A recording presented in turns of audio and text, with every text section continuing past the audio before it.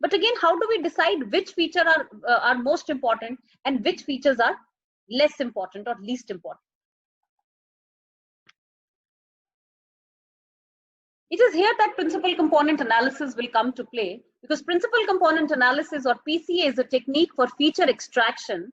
So it combines our input variables in a specific way so that we can drop the least important variables while still retaining the most valuable parts of all the variables. As an added benefit, each of the new variables after principal component analysis, they are all independent of each other. So this is one additional benefit of PCA. This is a benefit because the assumption of a linear model require our independent our variables to be independent of each other.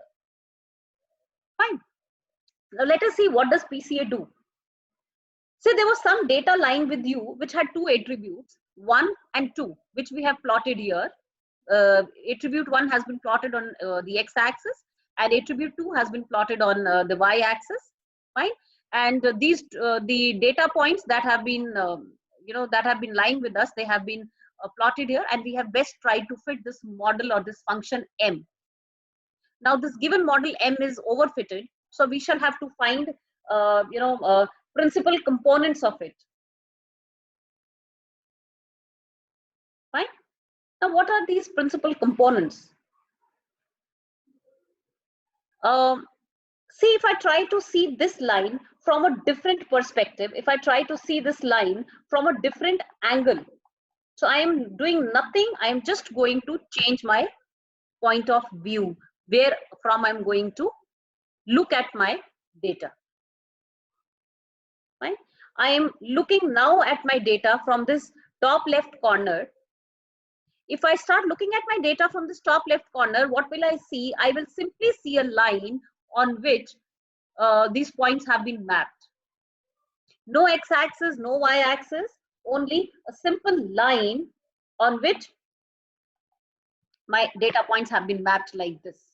Now this is our principal component 1, or PC1. Now see what is happening. We started with the problem of overfitting. Here in this example, we had 2 dimensions. Say the model is still overfitted and we want to reduce the dimension to 1. What we have done here is simply brought down the dimension from 2 to 1. Something interesting to note here is that, did we lose any of the original features? 1 or 2? No, we didn't. We retained both the original features and still reduced the dimension simply by changing the view. This is the same as we discussed in feature extraction. Now this line we can call as PC1, or principal component 1.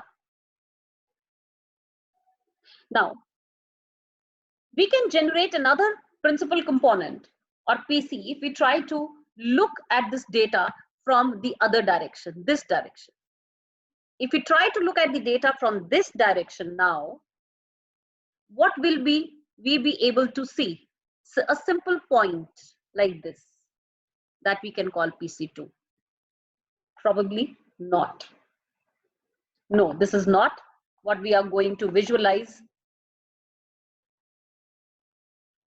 See, this is our original data in the XY plane.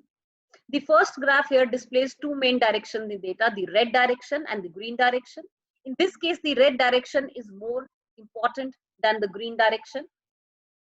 We will now transform our original data to align with these more important directions, but transform so that the X and the Y axis are now red direction and green direction, like this. So what we are going to do, we are simply going to tilt or transform or maybe rotate our graph such that the red and green directions align now with the X and the Y axis. What would the line of best fit now look like here? See, the line of best fit was a diagonal line here. What will the line of best fit look like in the transformed graph?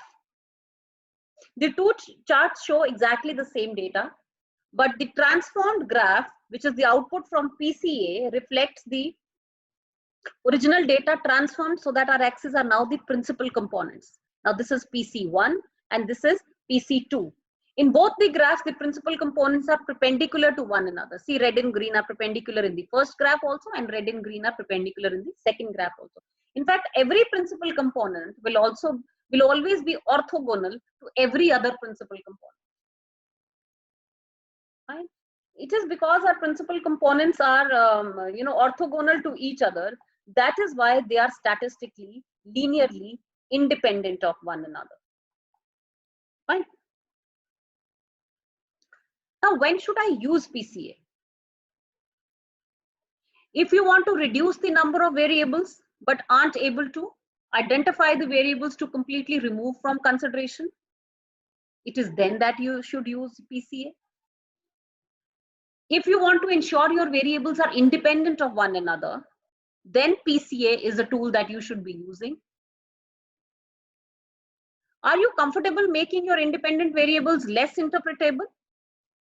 If they are not completely interpretable, it is then that you should use PCA, so that you are clearly able to interpret, so that you are clearly able to track your variables. In this lecture, this is all that we shall be talking about for PCA. For continuation on PCA and for numerical problems, you can see the next lecture. Thank you.